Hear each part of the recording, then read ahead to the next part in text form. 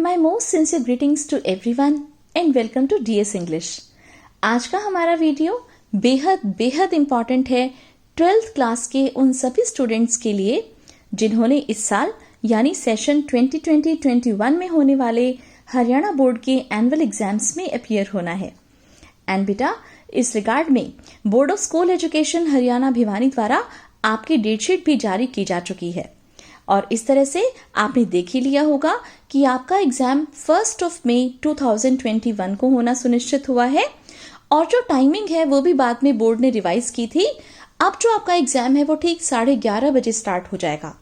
Paper का duration 2.5 घंटे का रहेगा और 10th क्लास के जो स्टूडेंट्स मेरी वीडियो अगर बाय चांस देख रहे हैं या आप सभी जो 12th क्लास के स्टूडेंट्स ये वीडियो देख रहे हैं तो उनको भी इन्फॉर्म कर देना कि ठीक इसी तरह से उनके भी टाइमिंग्स में चेंज हुआ है और उनका जो इंग्लिश का एग्जाम है वो 28 अप्रैल को ठीक 11:30 बजे स्टार्ट होगा। तो चलिए बेटा, अब सबसे जरूरी बात की ओर आती हैं कि पेपर कैसे आएगा, किस किस तरह के क्वेश्चंस पूछे जाएंगे, कितने कितने मार्क्स के पूछे जाएंगे एंड ओवरऑल पेपर का पैटर्न कैसा रहेगा। वैसे इससे रिलेटेड एक और वीडियो जिसमें पेपर का ब्लूप्रिंट और पैटर्न मैंने एक्सप्लेन किया है, मैंने अपने YouTube चैनल DS इंग्लिश पर ऑलरेडी अपलोड कर दी है। लेकिन अभी recently board of school education Haryana Bhiwani द्वारा सैंपल पेपर्स इशू किए गए हैं बेटा, दोनों ही बोर्ड की क्लासेस के लिए, 10th के लिए भी और 12th के लिए भी। 10th क्लास का सैंपल पेपर ऑलरेडी सॉल्व करके मैं DS इंग्लिश चैनल पर अपलोड कर चुकी हूँ और ये जो सैंपल पेपर्स हैं बोर्ड द्वारा जो इशू किए गए हैं, इसी सीरीज में आज मैं 12th का सैंपल पेपर आपको सॉल्व करवाने वाली हूँ। बोर्ड ने ये जो सैंपल पेपर्स हैं ये अपनी ऑफिशियल साइट पर भी अपलोड कर दिए हैं। मेरा ऐसा मानना है कि आप तक इसका PDF तो आ ही गया होगा and it is very much clear बेटा कि आपका जो बोर्ड का पेपर है वो ठीक ऐसा ही आएगा। कोविड-19 के कारण जब स्कूल्स में रूटीन में पढ़ाई नहीं हो पाई है, ऐसे समय में बोर्ड द्वारा पहले तो आपके सिलेबस को रिड्यूस करना 30% तक, फिर पेपर के पैटर्न को इजी करके 50% MCQs उसमें शामिल करना और अब इस तरह का सैंपल पेपर इशू करना वाकई अप्रिशिएबल है, काबिल तारीफ है बोर्ड के पार्ट पे। अब बेटा, ये आपका फर्ज है, ये आपका फर्ज बनता है कि इन सब बातों का ध्यान रखें, इन सब अपॉर्चुनिटीज का फायदा उठाएं और अच्छे से अच्छे मैक्सिमम से मैक्सिमम मार्क्स लाने की कोशिश करें और इस काम में DS English is always with you. तो बेटा, बोर्ड द्वारा इशू किए गए सैंपल पेपर को फुल्ली सॉल्व करके आपको प्रोवाइड करा रही हूं मैं on my YouTube channel DS English. आप देखिएगा, सर्च कीजिएगा, आपको कहीं भी किसी और प्लेटफॉर्म पे पूरा का पूरा पेपर सॉल्व किया हुआ नहीं मिलेगा। हो सकता है कि आपको पार्ट 2 सॉल्व किया हुआ मिल जाए जो कि ऑब्जेक्टिव टाइप क्वेश्चंस का होता है, लेकिन मैंने यहाँ पार्ट 1 भी आपके लिए सॉल्व किया है क्योंकि इस सेशन में 2021 में आपका जो पेपर है वो 2 पार्ट्स में होना है, राइट। आपका जो टोटल जो पेपर है वो होता है 80 मार्क्स का, लेकिन इस बार बोर्ड ने उसे स्प्लिट किया है 2 पार्ट्स में, पार्ट 1 और पार्ट 2। पहले जैसे ही आप एग्जाम में बैठोगे आपके हाथ में पार्ट 1 जो है वो दिया जाएगा। पार्ट 1 आपने सॉल्व करना है जो कि सब्जेक्टिव क्वेश्चंस का होगा, मीन्स उसमें लॉन्ग आंसर टाइप क्वेश्चंस होंगे। 1.5 घंटे का समय पार्ट 1 के लिए रहेगा और बाद में जो 1 घंटा बचेगा 2.5 घंटे में से, उसमें आपने पार्ट 2 यानी कि MCQ बेस्ड जो क्वेश्चंस हैं, ऑब्जेक्टिव जो क्वेश्चंस हैं, उनको सॉल्व करना है। एंड बेटा, आप इस बात का बहुत ही अच्छे से ध्यान रखेंगे कि आपको दोनों ही पार्ट्स सॉल्व करने हैं अपनी आंसर शीट में। आपको जो आंसर बुक मिलेगी, आंसर बुकलेट मिलेगी, उसी में ही पहले आप पार्ट 1 सॉल्व करोगे। पार्ट 1 सॉल्व होने के बाद 1.5 घंटे के बाद जब आपको पार्ट 2 का क्वेश्चन पेपर मिलेगा तो उसके भी जो करेक्ट आंसर्स हैं, आप ये मत करना कि क्वेश्चन पेपर में निशान लगाकर फिर घर आ जाओ कि हाँ जी हमारा तो पेपर बहुत अच्छा हो गया पार्ट 2 का। नहीं बेटा, वो जो क्वेश्चन पेपर है वो तो आपके साथ ही आ जाएगा। उन करेक्ट आंसर्स को जो कि ऑप्शन वाले होंगे, MCQ बेस्ड होंगे, उन करेक्ट ऑप्शंस को भी, उनके करेक्ट आंसर्स को भी आपने कहाँ लिख कर आना है? यस, अपनी आंसर शीट पर। तो देखिए बेटा, DS English is always concern with you.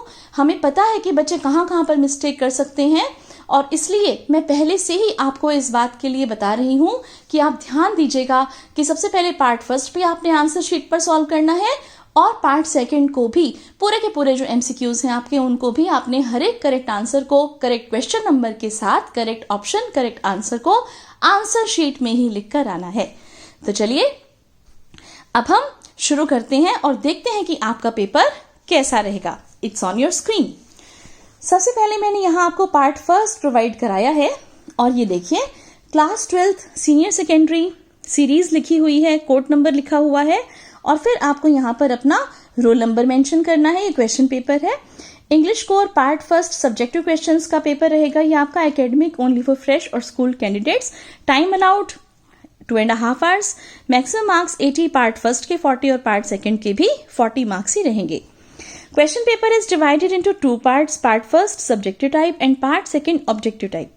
Answer the questions of both parts in your answer book. जैसा कि मैंने अभी आपको बताया है, part first of question paper with answer book will be provided with the starting of examination and last 1 hour of examination will be given for part second. Right, शुरू में part first आपको मिलेगा और 1.5 घंटे के बाद पार्ट सेकंड मिलेगा। That is, question paper of part second will be provided before 1 hour of the end of the examination. Total questions in question paper of part first are 20 and part second are 50. अब देखिए कुछ general instructions है आपके लिए, इन्हें भी read out कर लेना चाहिए। Please make sure that the printed pages in this question paper of part first are 4 in number and it contains 8 questions. तो पार्ट फर्स्ट आपका 4 पेजेस का होगा। आपको ये चेक कर लेना है, जैसे ही आपको एग्जामिनर पेपर देते हैं तो किसी भी सब्जेक्ट का पेपर हो, आपको क्वेश्चन पेपर एक बार चेक कर लेना चाहिए कि उसके अंदर टोटल जो पेजेस हैं वो कितने मेंशन्ड हैं एंड ठीक इसी तरह से क्वेश्चंस कितने मेंशन्ड हैं। तो पेजेस यहाँ पर मेंशन्ड है 4 और क्वेश्चंस इसके अंदर होने चाहिए 8। आप उसे चेक कर लेना। The code number and set on the right side of the question paper should be written by the candidate on the front page of the answer book. अब जो पेपर का कोड नंबर है, देखिए code number यहाँ पर जैसे 201 mentioned है ये, और सेट जो भी आपका आएगा AB परहैप्स, ओके। तो वो जो ABC सेट नंबर है और ये कोड नंबर, ये आपने अपनी आंसर बुक में राइट साइड पर लिखना है और फिर बिफोर फ्रंट पेज पर लिखना है आंसर बुक के। Before beginning to answer question its serial number must be written. ये आपको पता ही है बेटा कि आप सीधा आंसर लिखना स्टार्ट नहीं करेंगे, बल्कि पहले उस क्वेश्चन का सीरियल नंबर लिखेंगे। 1 2 3 4 जो भी सीरियल नंबर आपको क्वेश्चन पेपर में गिवन है, आपने ठीक वही सीरियल नंबर लिखना है। अपनी मर्जी से आप क्वेश्चन के सीरियल नंबर को चेंज नहीं कर सकते। Except answer book no extra sheet will be given. Write to the point and do not strike the written answer. तो आपको बहुत ही प्रिसाइजली अपना जैसे आंसर बुक को यूज करना होता है, वाइजली यूज करना होता है, क्योंकि आपको एक्स्ट्रा शीट इसके लिए नहीं दी जाती और बहुत ही टू द पॉइंट आपने लिखना है। जितनी वर्ड लिमिट होती है उसका ध्यान रखते हुए, कटिंग नहीं करनी। सही जैसे उत्तर जो आपने एक बार लिख दिया उसको आपने काटना नहीं होता। शुरू में आप कोशिश करो कि आप सही आंसर लिखो। Candidates must write their roll number on the question paper. आपको अपना रोल नंबर क्वेश्चन पेपर पे भी लिखना है बेटा। Before answering the question ensure that you have been supplied the correct complete question paper. No claim in this regard will be entertained after examination. तो जैसा कि मैंने आपको बताया था, रोल नंबर आप लिख ही देंगे क्वेश्चन पेपर पे और ये कह रहे हैं कि आपको अपना क्वेश्चन पेपर शुरू में ही चेक कर लेना है। बाद में अगर उसमें कोई दिक्कत होगी, त्रुटि होगी, तो आपको फिर उसके बाद आपकी बात को सुना नहीं जाएगा। चलिए सेकंड पेज देख लेते हैं। सेकंड पेज पे फिर से कुछ जनरल इंस्ट्रक्शंस हैं। फर्स्ट है, this question paper is divided into 3 sections A, B and C। 3 sections हैं इस पेपर में। All the sections are compulsory. तीनों ही सेक्शंस कंपल्सरी हैं। Attempt all the parts of a question together. अगर किसी क्वेश्चन के डिफरेंट पार्ट्स हैं तो उनको आपने इकट्ठा ही अटेम्प्ट करना है। Stick to the word limit wherever prescribed. और वर्ड लिमिट का ध्यान रखते हुए अपने आंसर्स को लिखना है। ठीक इन्हीं जनरल इंस्ट्रक्शंस को फॉलो करते हुए, हर तरह की इंस्ट्रक्शंस को फॉलो करते हुए मैंने इस पेपर को फुल्ली सॉल्व किया है आपके लिए। तो आप कमर कसकर तैयार हो जाइए, हाथ में अपनी नोटबुक और पेन पकड़ लीजिए और सभी करेक्ट आंसर्स को नोट कर लीजिए। एंड बेटा इसके अलावा सबसे इंपॉर्टेंट बात यह है कि अपने माइंड में आप एक फ्रेमवर्क बना लीजिए कि किस तरह से आपके क्वेश्चंस आएंगे। ये जो वीडियो मैंने बनाई है ये आपका कॉन्फिडेंस इंक्रीज करने के लिए बनाई है, राइट। तो आप पूरी वीडियो खत्म होने तक मेरे साथ बने रहिए, क्योंकि हर एक क्वेश्चन के हिसाब से उसको अटेम्प्ट करने के पीछे, उसकी प्रेजेंटेशन के पीछे किस तरह की बातें, माइन्यूट से माइन्यूट बातें, इंपॉर्टेंट से इंपॉर्टेंट बातें मैं आपको बताने वाली हूँ। तो इससे बेटा कॉन्फिडेंस कैसे इंक्रीज होगा आपका? अब जब आप इस वीडियो को देख लोगे तो इसके बाद आपके माइंड में एक फ्रेमवर्क बन जाएगा आपके क्वेश्चन पेपर को लेके, कि क्वेश्चन पेपर जिस समय आपके हाथ में आएगा उस समय आप बिल्कुल भी नहीं घबराओगे कि फर्स्ट क्वेश्चन कौन सा है, सेकंड क्वेश्चन कौन सा है, थर्ड क्वेश्चन कौन सा है। एंड परहैप्स आपको पता है कि बोर्ड का भी यही उद्देश्य है सैम्पल पेपर को प्रोवाइड करने के पीछे। और डीएस इंग्लिश तो आपके लिए ये बोर्ड द्वारा प्रोवाइडेड जो पेपर है इसको फुल्ली सॉल्व कर रहा है, राइट। तो आप देखिए कि किस तरह से इसके सॉल्यूशंस होने वाले हैं। And let's start the solutions now. Section A सबसे पहले आपका है राइटिंग स्किल्स का। मैक्सिमम मार्क्स इसके 14 गिवन है। फर्स्ट क्वेश्चन बेटा, आपके पेपर का क्वेश्चन पेपर का जो फर्स्ट क्वेश्चन है वो आपको जाते ही क्या मिलने वाला है, देखिए आपकी स्क्रीन पर। Attempt to choosing one from each section, ऐसा लिखा होगा। 3 multiplied by 2 is equal to 6. Attempt 2 choosing one from each section. First question, ये फर्स्ट पार्ट है और ये सेकंड पार्ट है। इन दोनों पार्ट्स के दो आपको क्वेश्चंस दिख रहे हैं, राइट। एंड इन दोनों में से आपको कोई भी एक करना है। कुल मिला के आपको 2 करने हैं 3-3 नंबर के। क्या है questions, let's see. First question first part में पूछा गया है, You have found purse in the school campus. Write a notice for the lost and found board of the school. या फिर आप कर सकते हो Write a notice for the school notice board offering to sell your second hand class 11 books at very nominal price. अब देखिए बेटा, इसके अंदर जो है फर्स्ट क्वेश्चन में आपने लिखना है कि लोस्ट एंड फाउंड कॉलम के लिए आपको एक पर्स मिला है, राइट। नोटिस लिखना है कि आपको एक पर्स मिला है, तो वो पर्स जो है वो उसकी ऑनर तक पहुंच जाए। और जो दूसरा जो क्वेश्चन है इसके अंदर आपको अपनी जो 11th क्लास की बुक्स हैं उनको सेल करना चाहते हो आप, जो कि बहुत ही अच्छी कंडीशन में है और बहुत ही कम कीमत पर आपने उनको सेल करना है। तो चलिए देख लेते हैं इनके सॉल्यूशंस। मैंने दोनों ही जो आंसर्स हैं वो आपको प्रोवाइड किए हैं। नोटिस राइटिंग के हिसाब से फॉर्मेट आपने ठीक ठाक फॉलो करना है। आप देख सकते हो स्कूल का नाम, नोटिस, डेट, ठीक है, टाइटल, फिर उसके बाद बॉडी, लास्ट में सिग्नेचर और designation, right, name and designation, इस तरह से। और जो नोटिस है आपका ये किस में होना चाहिए, यस, बॉक्स में होना चाहिए। तो ये आपका करेक्ट सॉल्यूशन जो है ये डीएस इंग्लिश ने प्रोवाइड किया है। ये आपका section A writing skills means ऐसा आपने जाकर पेपर में लिखना है। सबसे पहले आप सेक्शन ए लिख दोगे, ब्रैकेट में राइटिंग स्किल्स लिख देना। फर्स्ट क्वेश्चन फर्स्ट पार्ट, दोनों में से कोई भी एक करना है। यहाँ फुल्ली से भी फुल्ली सॉल्व सैम्पल पेपर आपको मिल रहा है। तो ये फर्स्ट क्वेश्चन का फर्स्ट पार्ट है और फर्स्ट पार्ट का भी फर्स्ट यहाँ पर मैंने नोटिस अटेम्प्ट किया है। अब दूसरे नोटिस को भी देख लीजिए, ये दूसरा नोटिस है आपका, राइट।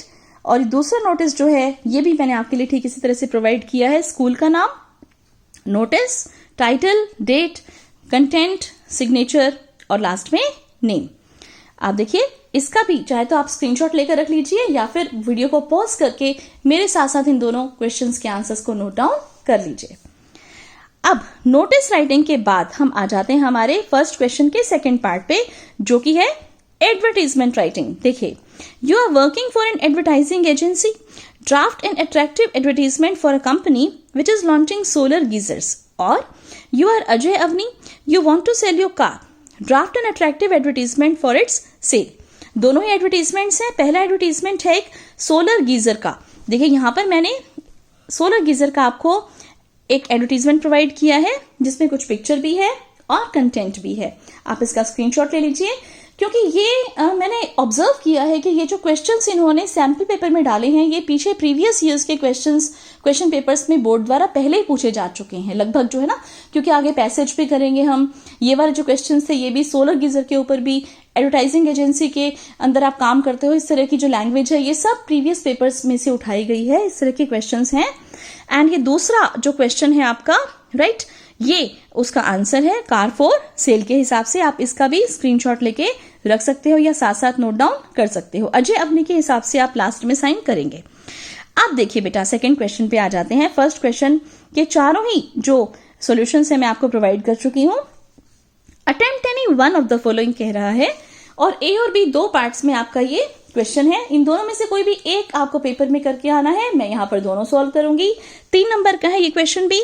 क्या पूछा है इसमें बेसिकली पूछी है रिपोर्ट राइटिंग। देखिए, recently a minister visited your school to inaugurate the new science block. As the editor of the school magazine, prepare a report of the function. तो न्यू साइंस ब्लॉक, एक नया science block आपके school में open हुआ है, खुला है एक मिनिस्टर ने उसका उद्घाटन किया है, तो आपको क्या करना है, उसकी रिपोर्ट प्रेजेंट करनी है, वो जो फंक्शन हुआ था इनॉग्रेशन का। एंड सेकेंड जो रिपोर्ट है आप लिख सकते हो, write a report on the cleanliness week organized by your school recently, कि आपके स्कूल ने एक स्वच्छता सप्ताह मनाया है, तो उसके ऊपर रिपोर्ट आपने लिखनी है फॉर योर स्कूल मैगजीन। ये देखिए, ये इनॉग्रेशन ऑफ साइंस ब्लॉक की रिपोर्ट मैंने यहाँ पर आपके लिए प्रोवाइड की है। फॉर्मेट को आप करेक्टली देखिएगा। सबसे पहले टाइटल लिखना है, टाइटल के बाद रिपोर्ट बाय, राइट, एबीसी लिख देंगे, क्योंकि क्वेश्चन पेपर के अंदर हमें ये नाम नहीं मिल रहा है कि आप कौन हो, फिक्टिशियस नेम, या you have to imagine yourself as, किसी का भी नाम जैसे नहीं दिया हुआ है, तो हम यहाँ पर एबीसी लिख देंगे। एंड देन उसके बाद ये पूरी की पूरी रिपोर्ट मैंने यहाँ पर आपके लिए प्रोवाइड की है। इस रिपोर्ट को आप अच्छे से प्रिपेयर कर लेना बेटा, क्योंकि जैसे यहाँ पर साइंस ब्लॉक के लिए इनॉग्रेशन आया हुआ है, तो हो सकता है कि पेपर में आपसे कंप्यूटर विंग के लिए या लाइब्रेरी के लिए इनॉग्रेशन के हिसाब से क्वेश्चन पूछ लिया जाए। इसके बाद दूसरी रिपोर्ट जो आप लिख सकते थे, दोनों में से एक करनी है, ये और पार्ट है, राइट। ये जो है आप देखिए, क्लीनलीनेस वीक है, report by XYZ, again title and byline, और फिर उसके बाद मैंने आपको एक कंप्लीट रिपोर्ट प्रोवाइड की है। Now come to the third question. देखिए, third question, write a paragraph on any one of the following topics in about 100 words. 3 topics आपको मिलेंगे, 3 में से किसी भी एक टॉपिक पर 5 नंबर का 100 शब्दों का पैराग्राफ आपने लिखना है। 3 टॉपिक्स हैं, तीनों के सॉल्यूशंस मैं आपको प्रोवाइड कर रही हूँ। आपको पैराग्राफ में टाइटल लिखना होता है, और फिर बायलाइन लिखनी होती है, फिर उसके बाद आपको अपना पैराग्राफ लिखना होता है। Importance of hard work in life by ABC, video pause करके नोट डाउन कर लीजिए। फिर environmental pollution and its effect bye ABC, right, क्योंकि किसी का भी नाम नहीं दिया हुआ हमें, तो बायलाइन में हम बाय एबीसी मेंशन कर सकते हैं। माल प्रैक्टिस ऑफ चीटिंग आपका थर्ड पैराग्राफ था, बाय एबीसी। अब देखिए बेटा, ये 3 क्वेश्चंस हैं आपके, जिसके अंदर 4 टॉपिक्स आपके पूछ लिए गए हैं। एंड कमाल की बात ये देखिए कि इन चारों ही टॉपिक्स के ऊपर बहुत ही शानदार वीडियोस मैं पहले से ही अपने चैनल डीएस इंग्लिश पर अपलोड कर चुकी हूँ। नोटिस राइटिंग आपसे पूछा गया, एडवर्टीजमेंट राइटिंग आपसे पूछा गया, रिपोर्ट राइटिंग आपसे पूछा गया, और पैराग्राफ राइटिंग भी आपसे पूछा गया है, जो कि डीएस इंग्लिश चैनल ने आपको पहले से ही इन सब टॉपिक्स के ऊपर detailed explanatory videos with lots and lots of examples, और यहाँ तक कि प्रीवियस ईयर के जो बोर्ड के जो क्वेश्चंस हैं उनको भी इसके अंदर मैंने इंक्लूड किया है। कोई भी पॉइंट ऐसा नहीं है जो मैंने अपनी वीडियोस के अंदर शामिल ना किया हो। तो आप इन सभी टॉपिक्स के ऊपर कमांड हासिल कर सकते हैं। ऐसा कोई भी टॉपिक नहीं आएगा बेटा जो कि इन वीडियोस के अंदर शामिल ना हो, और अगर फिर भी अगर कुछ बच जाए तो देखिए शॉर्ट में आपके रिवीजन के लिए बेटा, क्योंकि डीएस इंग्लिश चैनल हमेशा वो सब डिमांड्स पूरी करता है जो आप बच्चे मुझे बताते रहते हो, और केवल मैं वही वीडियोस बनाती हूँ जो मुझे लगता है कि आपके पॉइंट ऑफ व्यू से इंपॉर्टेंट है, या फिर आप जो मुझे बनाने के लिए बोलते हो। तो मुझे ऐसा लगा कि प्रिपरेशन के पॉइंट ऑफ व्यू पे चाहे इतनी बड़ी वीडियोस आप नहीं देख पाओगे, हालांकि एक बार ज़रूर देख लेनी है आपने, इनको बिल्कुल स्किप नहीं करना है। सबका जो जैसे लिंक है वो मैं डिस्क्रिप्शन बॉक्स में मेंशन करूंगी। एंड देन उसके बाद बेटा ये मैंने शॉर्ट में एक राइटिंग स्किल्स पर वीडियो बनाई, केवल 20 मिनट की वीडियो है ये मेरी, और इसमें मैंने ये 8 टॉपिक्स कवर अप किए हैं। 8 के बजाय मैं बोलूँगी 10 टॉपिक्स हैं, क्योंकि इसके अंदर मैंने रिपोर्ट जो है वो दोनों तरह के लिए है, स्कूल मैगजीन के लिए भी और न्यूज़पेपर के लिए भी। और इस तरह से जो हमारा लेटर है वो मैंने दो टाइप का लिया है, फॉर्मल लेटर और इनफॉर्मल लेटर। तो 10 टॉपिक हैं ये मेरे, जो कि ऑल इन वन करके राइटिंग स्किल्स पर मैंने बना दिए हैं।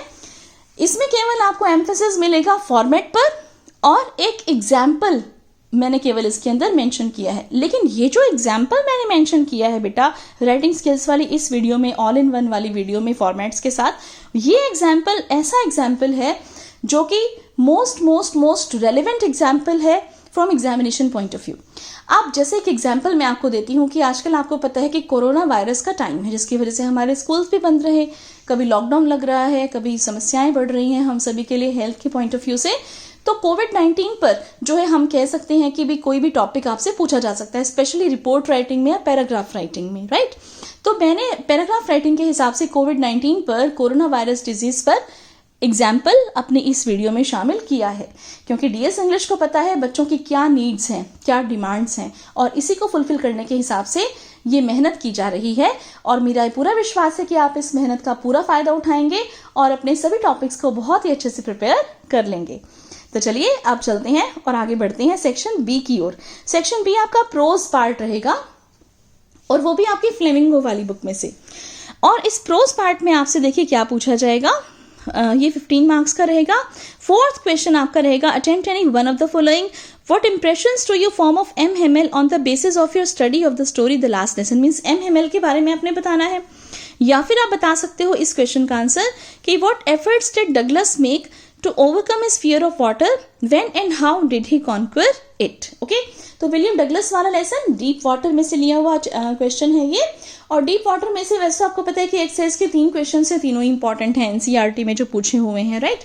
तो उन तीनों में से एक ये उससे मिलता जुलता है। देखिए section B prose, fourth question का आंसर, और उसके यहाँ से आप वीडियो को पॉज करके इसको नोट डाउन कीजिए। थोड़ी देर के लिए मैं स्लाइड यहाँ पर रोक रही हूँ। और ये इसके और पार्ट का answer William Douglas deep water वाले चैप्टर में से, राइट। तो ये आपका क्वेश्चन नंबर 4 था। क्वेश्चन नंबर 5 देख लीजिए, answer any 2 of the following in about 20 words each. First question, why did the crofter show 30 kroners आना चाहिए, यहाँ पर मिस टाइप है ये, to the rat trap peddler. Second question, how did Gandhi ji make the peasants fearless and self reliant. Third question, who was Mukesh, what was his aim in life. तो देखिए बेटा, fifth question first का answer, second question का answer आपकी screen पर आपके सामने, और ये आपके थर्ड क्वेश्चन का आंसर। बेसिकली आपको इसमें से कोई भी 2 करने थे, लेकिन मैंने यहाँ पर तीनों ही आंसर्स आपके लिए सॉल्व कर दिए हैं। 6th क्वेश्चन देखिए, answer any 2 of the following questions in about 50 words each. 3 questions दिए हुए, 3 में से कोई भी 2 आपने करने हैं, और ये आपके पोएम्स पर बेस्ड क्वेश्चंस हैं। देखिए फर्स्ट क्वेश्चन 3 नंबर के 2 होने वाले हैं ये। What is the main idea of the poem My Mother at 66? Does the poet of keeping quiet advocate total inactivity and death? What is your opinion? Where and how was the roadside stand built and why? इन तीनों ही questions के answer मैंने इस video में provide कर दिए हैं आपको। देखिए first question, second question and then third question.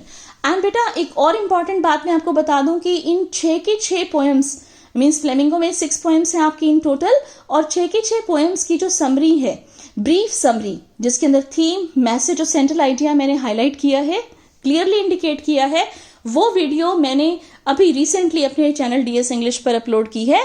तो don't miss out that video. 6 के 6 पोएम्स आपकी आधे घंटे के अंदर, हर एस्पेक्ट, हर क्वेश्चन उसके अंदर मैंने शामिल किया है, राइट। तो आप वहां से भी अपनी तैयारी कर सकते हो। और इन क्वेश्चंस की जहां तक बात है, ये जो टू द पॉइंट जो आंसर्स हैं वो मैंने आपको इस वीडियो में आपको प्रोवाइड कर दी है सैम्पल पेपर पर जो बेस्ड है। अब आगे चलते हैं, कम टू सेक्शन सी। ये आपकी सप्लीमेंट्री रीडर मीन्स ये आपका विस्टास में से पार्ट लिया हुआ है। सेक्शन सी सप्लीमेंट्री रीडर आपकी विस्टास है। 11 मार्क्स के क्वेश्चंस रहेंगे आपके इसमें। 7th क्वेश्चन है, answer any 1 of the following in about 100 words each. 2 question है, 2 में से कोई भी एक करना है, 5 नंबर का। How did mister Lamb's meeting with Derry become a turning point in Derry's life?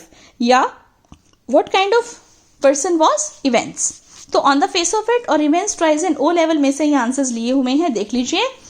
on the face of it में से कि मिस्टर लैम्ब जब डेरी से मिले तो उसकी लाइफ कैसे चेंज हो गई, उसका आंसर है, उसका सोल्यूशन है यहाँ पर आपके सामने। स्क्रीनशॉट ले लो या वीडियो को पॉज करके नोट डाउन कर लो, I think it will help you. अब इसके बाद इवेंट्स किस तरह का इंसान था, इवेंट्स के बारे में जो कुछ आप जानते हो यहाँ पर मेंशन कर सकते हो। आपको मालूम ही है कि बहुत ही शानदार वीडियो मैंने explanatory video in pro section की बना रखी है, पोएट्री सेक्शन की बना रखी है, राइट। तो आप वहां से भी हेल्प ले सकते हो ना। 8th क्वेश्चन पे आ जाओ। Answer any 3 of the following questions in about 20 words each. Short questions के हिसाब से यहाँ पर लेना है। 2-2 नंबर के 3 क्वेश्चंस करने हैं आपने, 4 दिए हुए हैं। Why did servants leave doctor Sadao's house? What had Jack been doing for nearly 2 years? What unusual things did Charlie see at the 3rd level? और why did Roger Skunk S यहाँ पर गलत है, Roger Skunk go to see Old Owl? देखिए board की ओर से ये sample paper है, इसलिए इसमें इतनी करेक्शंस हैं। जो मेन पेपर आएगा वी होप कि उसके अंदर इतनी करेक्शंस नहीं होंगी। तो answer any 3 of the following, 4 में से किन्हीं भी 3 के आंसर्स आपने लिखने हैं। और मैंने यहाँ पर 8th question first part, second part, third part और 4th पार्ट, चारों के सॉल्यूशंस आपको प्रोवाइड कर दिए हैं। तो बेटा with this we come to an end of part first of your paper. लेकिन यहाँ पर अभी वीडियो खत्म नहीं हुई है, वीडियो अभी कंटिन्यू है, क्योंकि अभी हमारा पार्ट सेकेंड बाकी है। और पार्ट सेकंड भी इसी तरह से आपको मिलेगा बेटा। फिर से वही चीजें आपने यहाँ पर मेंशन करनी है, अपना रोल नंबर वगैरह। आंसर बुक आपके हाथ में ही है, राइट। आप याद रखिएगा, आंसर बुक अभी आपके हाथ में ही है। पार्ट फर्स्ट आप उसमें पूरा 8 के 8 क्वेश्चन सॉल्व कर चुके हो, जैसे कि मैंने अभी वीडियो में आपको प्रोवाइड किए। प्रैक्टिस जरूर कर लेना, इन सभी आंसर्स को अपने हाथ से लिख के देख लेना। एक चाहे जैसे रजिस्टर टाइप के पेजेस ले लेना, या कोई आंसर बुक आपके पास उसके फॉर्मेट की हो, छोटी छोटी सी शीट्स आती हैं तो वो ले लेना, और उसके अंदर आप लिख के देख लेना। एक बार पूरा का पूरा पेपर जब आप अपने हाथ से लिख लोगे तो आपको आइडिया लग जाएगा कि पेपर में जिस समय आप बैठे होगे तो आपने उस पेपर को कैसे सॉल्व करना है। जो स्टूडेंट्स मेरे जो स्कूल के स्टूडेंट्स हैं उनको मैं ऑलरेडी ये प्रैक्टिस करवा चुकी हूँ, और आप सब से भी मेरी यही जैसे एडवाइस है कि एक बार आप पूरे के पूरे पेपर को सॉल्व कर लेना। डीएस इंग्लिश ने आपको सभी सॉल्यूशंस प्रोवाइड किए हैं, इन सॉल्यूशंस का मैक्सिमम फायदा उठाओ। और अब आ जाओ पार्ट सेकंड पर। तो पार्ट सेकंड को भी हमने इसी तरह से ठीक चेक कर लेना है। ये कह रहा है कि please make sure that the printed pages in this question paper of part second are 16 in number and it contains 50 question. 16 pages मिलेंगे आपको इसमें और 50 क्वेश्चन होंगे। Candidates must write their roll number on the question paper, और candidates को अपना roll number लिखना है क्वेश्चन पेपर पे भी। Before answering the question ensure that you have been supplied the correct and complete question paper. No claim in this regard will be entertained after the examination. ठीक है, तो आपने check कर लेना है कि 16 पेजेस हैं, 50 के 50 क्वेश्चन उसके अंदर हैं, राइट। उसके बाद कोई नहीं सुनेगा आपकी। जनरल इंस्ट्रक्शंस देख लीजिए। This question paper is divided into 4 sections A, B, C and D. All the sections are compulsory. Attempt all the parts of a question together. चलिए, ये सभी वही इंस्ट्रक्शंस हैं जो कि हमने पार्ट फर्स्ट में समझी थी। 4 सेक्शंस में पेपर होने वाला है, सभी सेक्शंस कंपल्सरी हैं, और हर एक क्वेश्चन के जो भी पार्ट्स हैं उनको आपने एक साथ अटेम्प्ट करना है। Let's see part second objective type questions का पहला क्वेश्चन आपका क्या मिलने वाला है। Section A reading skills, maximum marks 10। First question, read the passages given below and answer the questions that follow, do any 2। अब यहां पर आपका रीडिंग स्किल्स वाला काम है, यानी कि अनसीन पैसेज आपको मिलेंगे। कितने पैसेज मिलेंगे मैं आपको बताती हूँ। 3 पैसेज मिलेंगे, ए, बी और सी करके। हर एक पैसेज के 5-5 MCQs आपको गिवन होंगे, पूछे होंगे, और किन्हीं भी 2 के आंसर आपने करके आ रहे हैं। डीएस इंग्लिश यहाँ पर आपको तीनों ही पैसेज सॉल्व करके प्रोवाइड करा रहा है। देखिए, ये आपका फर्स्ट पैसेज है, आप इसे रीड आउट कर लीजिए। यहाँ से आप रीड आउट कर सकते हैं वीडियो को पॉज करके। The college was closed on Saturday last on account of it being a fine day. यहाँ से आपका स्टार्ट है, और ये देखिए यहाँ तक आप इसे रीड आउट कर सकते हैं। एंड रीड आउट करने के बाद अब हम आंसर्स यहाँ पर प्रोवाइड करेंगे, आपको इनके सॉल्यूशंस प्रोवाइड करेंगे बेटा। तो reading skills of unseen passages पर मेरी एक बहुत ही पसंदीदा वीडियो जो आप सभी व्यूअर्स ने बहुत पसंद की है, ऑलरेडी अपलोड कर चुकी हूँ मैं डीएस इंग्लिश चैनल पे। उसका भी लिंक मैं आपको यहाँ पर प्रोवाइड कर दूंगी, आप उसे ज़रूर देखना। और अब देखिए इनके आंसर्स मैं आपको प्रोवाइड कर रही हूँ। Why was college closed on Saturday, इसका करेक्ट आंसर है option C, that is because of its being a fine day. Second question है आपका, जस्ट अ मिनट, थोड़ा सा इसको स्क्रीन को बड़ा कर लेते हैं ताकि आपको इजीली दिख जाए।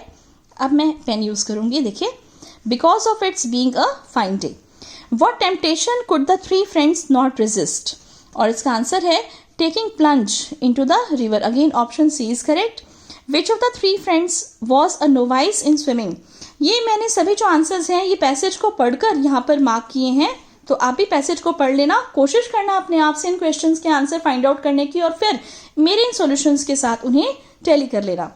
How was the current of the river, तो देखिए जो रिवर की जो करंट है अकॉर्डिंग टू द पैसेज वो स्ट्रॉन्ग है, राइट। तो स्ट्रॉन्ग करंट है। और इसके बाद मैं एक बार आपको फिर से इसको थोड़ा मिनिमाइज कर देती हूँ ताकि इसके सॉल्यूशंस जो है वो आप इजीली देख सको, सी, बी और ए। और फिर उसके बाद देखिए 5th question, what kind of morning was it on Saturday. तो हमें पता ही है ये जो है वेरी प्लेजेंट मॉर्निंग थी, according to the passage a very pleasant morning. तो देखिए बेटा ये सभी सॉल्यूशंस हैं। अब ये मैंने यहाँ पर टिक मार्क लगाकर छोड़ दिया, लेकिन आपने टिक मार्क लगाकर क्वेश्चन पेपर में नहीं छोड़ना, आप इस बात को ध्यान रखना। आपने क्या करना है, let me remind you once again, answer book आपके हाथ में है, पार्ट फर्स्ट आप कर चुके हो, आप उस पर लिखोगे पार्ट सेकंड, फिर उसके बाद आप लिखोगे क्वेश्चन नंबर 1 का फिर ए पार्ट। अगर आप ए पार्ट अटेम्प्ट कर रहे हो तो बी या सी में से आपने कोई भी 2 पार्ट अटेम्प्ट करने हैं, ए बी सी में से जोन से भी 2 पार्ट आप अटेम्प्ट कर रहे हो उन्हीं का नंबर डालोगे, क्वेश्चन नंबर डालोगे।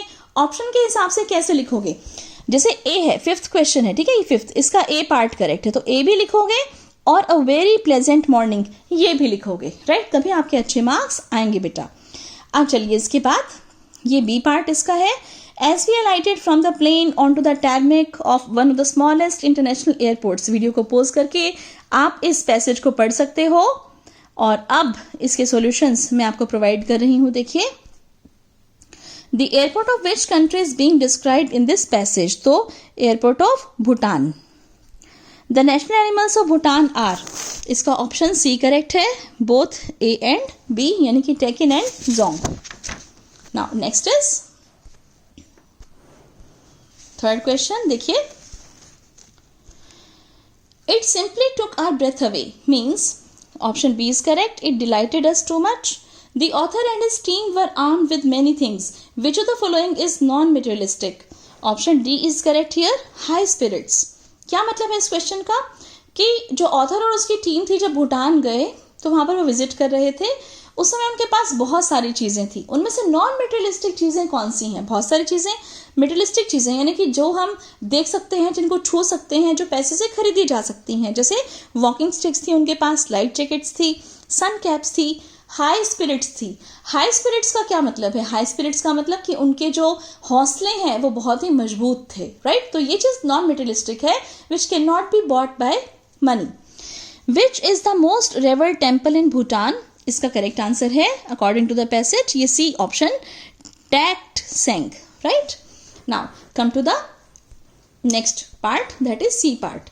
सी पार्ट के लिए भी आप इसको वीडियो को पोज करके यहाँ से पढ़ सकते हैं। At a time when the use of fossil fuels to power vehicles is making environmentalist angry, an alternative source of fuel the biodiesel has emerged as a useful solution and so on.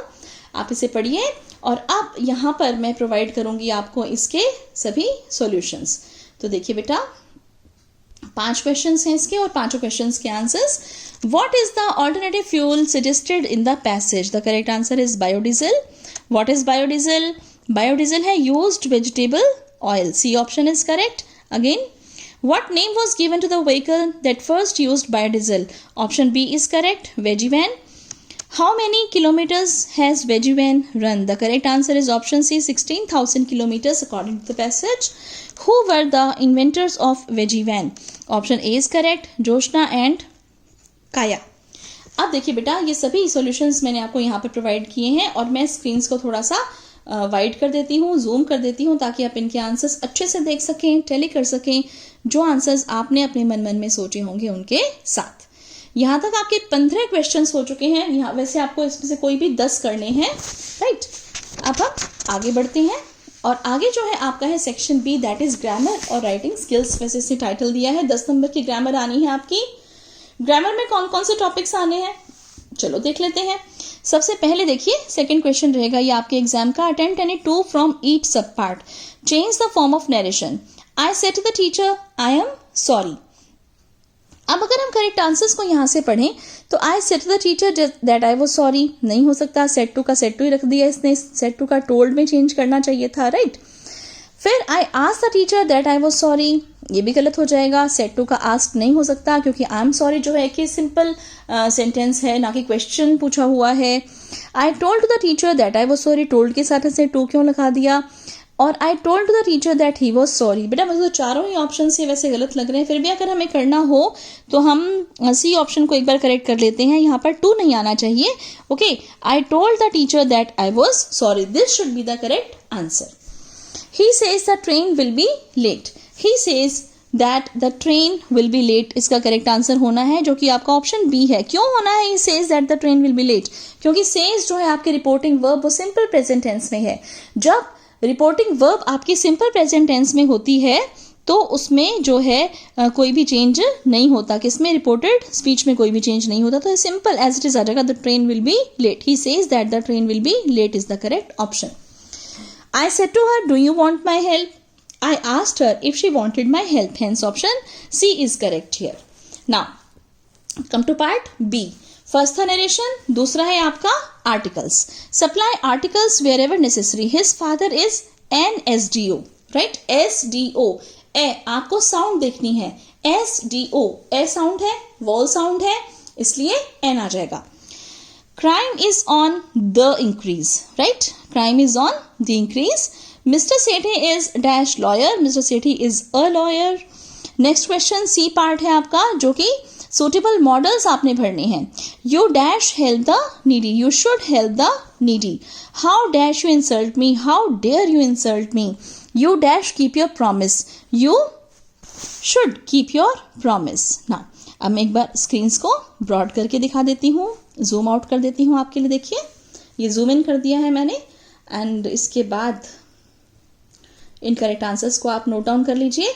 ये important questions हैं बेटा, grammar के सभी, इन्हीं के जैसे ही मिलते जुलते आपको क्वेश्चंस मिलेंगे ओके पेपर में, तो आप इनको ज़रूर अच्छे से कर लेना रेडी। और वैसे आपको पता है कि मैंने सभी टॉपिक्स पर 5 टॉपिक्स आपके आने हैं, नरेशन, आर्टिकल्स, मॉडल्स हो चुके हैं, और अब आपके टेंसेस हैं और वॉइस बाकी हैं, वॉइस और टेंसेस बाकी हैं, ठीक है, इस वाले पेपर के हिसाब से। लेकिन मैंने पांचों के पांचों डिटेल्ड वीडियोस, बेटा ग्रामर की वीडियोस इतनी फर्स्ट क्लास बनी हुई हैं कि आप उनको अगर एक बार देख लोगे तो जीवन भर आप उन बेसिक कॉन्सेप्ट्स को नहीं भूल सकते, क्योंकि ग्रामर जो है वो मैंने बिल्कुल बेसिक से उठाई है आपको समझानी, क्योंकि मुझे पता है कि स्कूल में बच्चों को किस किस तरह की परेशानी आती है, कहाँ कहाँ पर उन्हें चैलेंजेस फेस करने पड़ते हैं ग्रामर को समझने में। तो इस तरह से ग्रामर की वीडियोस आप जरूर देखना मेरी। और इसके अलावा शॉर्ट में भी मैंने एक वीडियो बनाई है जिसमें मैंने केवल जो इंपॉर्टेंट MCQs हैं उनको शामिल किया है, और उसमें मैंने जो 4 टॉपिक्स हैं आपके उनको लिया है। और अभी रिसेंटली मैं आपकी एक और वीडियो बनाने वाली हूँ ओके, जिसमें मैं वॉइस को भी इंक्लूड कर दूंगी। तो नरेशन, मॉडल्स, टेंसेस और आर्टिकल्स, ये 4 तो मैंने शामिल कर लिए हैं। एक वीडियो ऑल इन वन करके बनाई है मैंने, 4 in 1 हो जाएगी वो। और वॉइस के साथ और अगर मैं डाल दूंगी तो 12th क्लास के सिलेबस को भी हम कवर अप कर लेंगे। आप मुझे जरूर बताना कमेंट सेक्शन में कि वो वीडियो जो है आपको चाहिए या नहीं चाहिए ओके। तो 4 तो टॉपिक्स मैंने करा ही दिए, अगर आप कहोगे तो मैं वॉइस और उसके साथ जोड़ के एक सेपरेट वीडियो 12th क्लास के सिलेबस के हिसाब से, 2020-21 के सिलेबस के हिसाब से और बना दूंगी। चलिए चेंज द वॉइस के हिसाब से बताइए। I know him okay, I know him को किस तरह से वॉइस में कन्वर्ट करेंगे हम। He is known to me, right, ये होना चाहिए बेटा इसका, लेकिन इसमें से कोई भी करेक्ट आंसर हमें नहीं दिख रहा। ही इज नोन बाय मी को हम एक बार मार्क कर लेते हैं। और वैसे मैं आपको बता दूं इसका होना चाहिए he is known to me, this should be the correct answer, he is known to me. Now next question, voice change करनी है। Have you attended the class, has the class been attended by you, please help me, you are requested to, sorry please help him, you are requested to help him. Note down कर लीजिए इन correct answers को। He is known to me, इसे note down कीजिएगा okay, this is the correct answer I know him का। अब इसके बाद आप देखिए हमारे पास है question E part, fill the blanks with the correct form of verb, means tense पर बेस्ड क्वेश्चन है ये। I dash finish my work just now, I have finished my work just now. Now next is, ये देखिए, my brother dash dig in the garden since morning, my brother has been digging in the garden since morning. We dash eat our dinner at 10 last night, we ate our dinner last night। देखिए present, simple present tense की बात कर रहे हैं, right, last night यहाँ पर mention है इसलिए we ate our dinner, second form of verb okay use होगी यहाँ पे, और we ate our dinner at 10 last night। अब आप आ जाइए नेक्स्ट सेक्शन पे, that is your section C. और सेक्शन सी में आपको जो काम करना है वो मैं आपको बता देती हूँ। 3rd क्वेश्चन है आपका, देखिए मैक्सिमम मार्क्स 10 है। Read the passages given below and answer the questions that follow okay. अब आपको यहाँ पर फिर से पैसेजेस मिलने वाले हैं, 2 पैसेजेस मिलेंगे और इनको आपने सॉल्व करना है, राइट। तो देखिए बेटा ये 2 पैसेजेस को सॉल्व करना है आपने बेसिकली। देखिए ये 2 पैसेजेस हैं 10 मार्क्स के, किस तरह से आप सॉल्व करोगे देखो। After months of knowing him I ask him his name Saheb Alam, क्या लग रहा है, कौन सा क्वेश्चन है? यस, फ्लेमिंगो में से क्वेश्चन है, फ्लेमिंगो में से चैप्टर लिया हुआ है, लॉ स्प्रिंग चैप्टर है। क्या करना होगा इसके अंदर? इसके अंदर आपको इसी एक्सट्रैक्ट पर बेस्ड क्वेश्चन के आंसर लिखने हैं, पैसेज में से ढूंढकर लिखने हैं। लेकिन एक क्वेश्चन तो ये आपका पक्का आएगा ही आएगा कि name the chapter from which these lines have been taken and the correct answer is option A लॉ स्प्रिंग। साहिब आलम पढ़ते ही आपने ध्यान कर लिया कि ये जो क्वेश्चन है आपका लॉ स्प्रिंग वाले लेसन में से है बेटा। इस पैसेज को कंप्लीट पढ़ लेना और अब इसके बाद आगे के आंसर्स करेंगे हम। Name the author of the chapter, कौन है लॉ स्प्रिंग की राइटर? अनीस यूंग, राइट।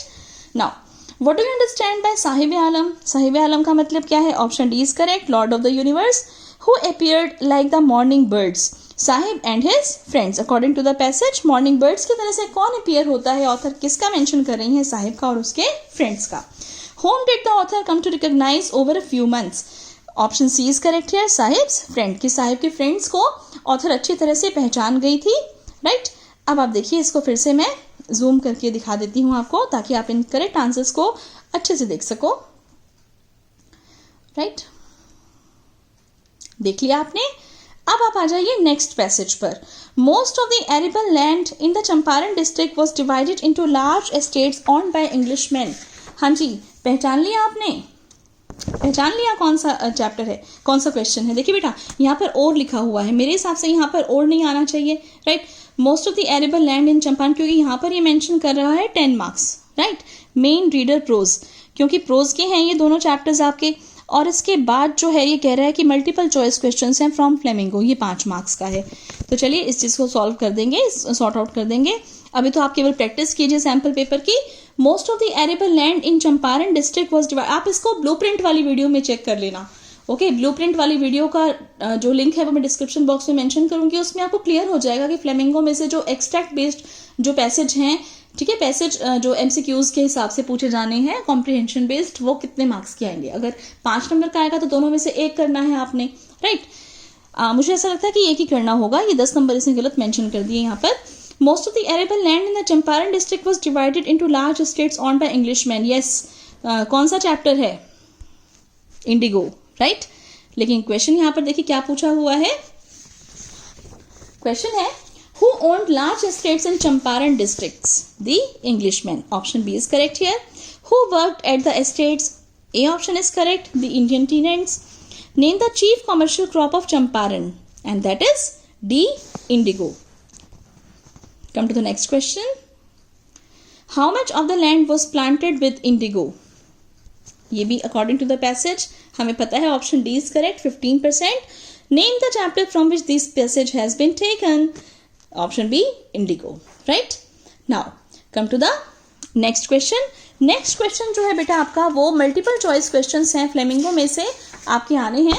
तो जैसा कि मैं आपको बता रही थी, पैसेज आपको एक ही करना होगा, राइट, 5 मार्क्स का, और बाकी तो ये आपके मल्टीपल चॉइस क्वेश्चंस हैं। जल्दी से इनकी सॉल्यूशंस भी देख लीजिए। How long had mister Hamel serve the school? For 40 years. Option D is correct. What does Mukesh want to become? Motor mechanic. Option B is correct. Who is Saheb? Option C a rag picker is correct. When Douglas was 3 years old, where did his father take him? The beach in California. Option D is correct. What was the name of the Iron Master's daughter? Option A is correct. Edla. कैसे करना है paper में? Paper में आप question number 4 लिखोगे, 36, 37, 38, 39 and then 40, right.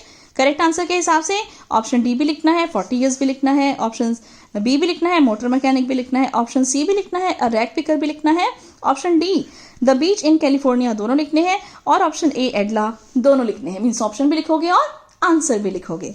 Now come to the next question, that is section C. Section C में इन्होंने ली है बेटा पोएट्री, ओके। पोएट्री जो कि इन्होंने 5 मार्क्स की यहाँ पर मेंशन की है। 5th क्वेश्चन जो है ये 5 नंबर का क्वेश्चन, इसको देखिए।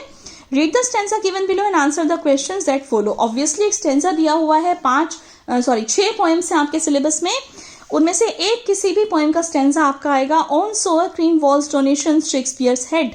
पढ़ते ही आपको पता चल जाना चाहिए कि ये पोएम है an elementary school classroom in a slum, और उसके पोएट कौन है? Stephen Spender. तो देखिए बेटा, करेक्ट आंसर जो है फर्स्ट क्वेश्चन का, इस स्टेंजा को पढ़कर आपने जो क्वेश्चन के आंसर्स देने हैं, option B is correct, Stephen Spender.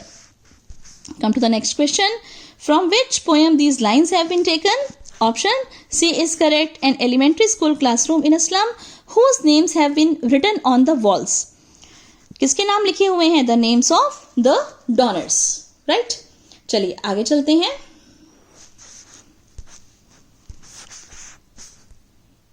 Where is the picture of Shakespeare's head placed, कि जो शेक्सपियर का हेड है उसकी जो पिक्चर है वो कहाँ पर टंगी हुई है? It's hanging on the walls. Name the valley mentioned in the stanza, Tyrolese valley, right. So these are the right answers. अब इसका एक और पार्ट है, इन दोनों में से आपको एक करना था। एक और स्टेंजा भी आएगा पोएम का। A thing of beauty is a joy forever, its loveliness increases, it will never pass into nothingness। पता चल गया कौन है कौन है इस पोएम का पोएट? फर्स्ट क्वेश्चन यही है, the answer is option D, John Keats. Second question है इस पोएम पर बेस्ड, जो कि 42nd क्वेश्चन है आपके पेपर का, from which poem these lines have been taken, and that is option D, a thing of beauty. Come to the next question. Next question is what is the source of permanent joy? Correct answer is a thing of beauty. What will never pass into nothingness? Correct answer is A, beauty. What is beauty associated with? Beauty is associated with sweet dreams. Okay, यहाँ पर जो है beauty इन्होंने बताई है कि sweet dreams के साथ associated है। तो ये आपकी correct answers हैं poem के stanza में से, poems के stanzas में से। Now come to section D. Section D, multiple choice questions from Vistas आपसे पूछे जाएंगे, and multiple choice questions from stars 5 marks के आपसे पूछे जाएंगे। Who is the writer of the story the third level? The answer is Jack Finney, third level के writer का नाम। एक बेटा वीडियो मैं अभी बनाने वाली हूँ आपके लिए, जिसमें मैं सभी जो आपके चैप्टर्स हैं उनके राइटर्स के नाम, चैप्टर्स के नाम, पोएम्स के नाम, पोइट्स के नाम, और इस तरह से फ्लेमिंगो में से एंड देन विस्टास में से भी सभी राइटर्स के नाम, चैप्टर्स के नाम, ठीक है, ये सब मेंशन कर दूंगी ताकि आपके ये जो मार्क्स हैं ये पक्के हो जाए। बहुत सारे मार्क्स पक्के हो जाएंगे इससे आपके, right. What is the name of Dr. Sedow's wife? Hannah is the correct answer. Who is Derry? Derry एक young boy का नाम है। Who is Roger Skunk in the story? Should wizard hit mommy में Roger Skunk कौन है? देखिए ये जो 4 ऑप्शंस हैं इसमें से wizard, bird, reptile, none of the above. तो बेटा मुझे तो लगता है ना, तो विजार्ड था, आपको पता ही है, वो बर्ड भी नहीं था, वो रेप्टाइल भी कहीं मेंशन नहीं है, राइट। वो तो एक क्रीचर था, केवल क्या मेंशन है कि रॉजर स्कंक क्या है? एक क्रीचर है, राइट। तो क्रीचर के हिसाब से मुझे नहीं लगता कि इनमें से कोई करेक्ट आंसर, तो option D should be correct according to me, none of the above. Who is Mr Jackson in the play Evans tries in O level? तो मिस्टर जैक्सन जो है वो एक प्रिजन ऑफिसर हैं। With this, we come to an end of this very, very, very, very informative, useful and beneficial video for the students of class 12. Do tell me बेटा कि इतनी मेहनत मैंने की है आपके लिए, और आपको ये वीडियो कैसी लगी? Okay, in the comment section please मुझे बताइए। और यही आपका एग्जाम का पैटर्न रहना है। आई होप कि इतनी ज़्यादा मैंने ये कॉम्प्रिहेंसिव वीडियो आपके लिए जो बनाई है, अब आपको कोई भी डाउट नहीं रहेगा कि पार्ट फर्स्ट, पार्ट सेकंड में क्या आएगा, पार्ट फर्स्ट में किस तरह के क्वेश्चंस आएंगे, कौन सा क्वेश्चन किस नंबर पे आएगा, राइटिंग सेक्शन के हिसाब से, फ्लेमिंगो के हिसाब से, विस्टास के हिसाब से, चैप्टर्स के हिसाब से, पोएम्स के हिसाब से, एंड देन पार्ट सेकंड में ऑब्जेक्टिव टाइप क्वेश्चंस किस किस पार्ट में से किस किस तरीके से पूछे जाएंगे। I hope this video will really be very very very useful for you. And obviously अगर आपने अब तक मेरा चैनल सब्सक्राइब नहीं किया है तो do subscribe it right now, और नोटिफिकेशंस के हिसाब से भी अपना बेल आइकन प्रेस कर देना ताकि सभी के सभी और नोटिफिकेशंस के हिसाब से वीडियोस की अपडेट मिलती रहें। क्योंकि बेटा अब मैंने बोर्ड के एग्जाम्स के लिए ही आपके लिए प्रिपरेटरी वीडियोस बनानी है। And thanks a lot for watching this video. Wish you all the very best for your exams. Thank you.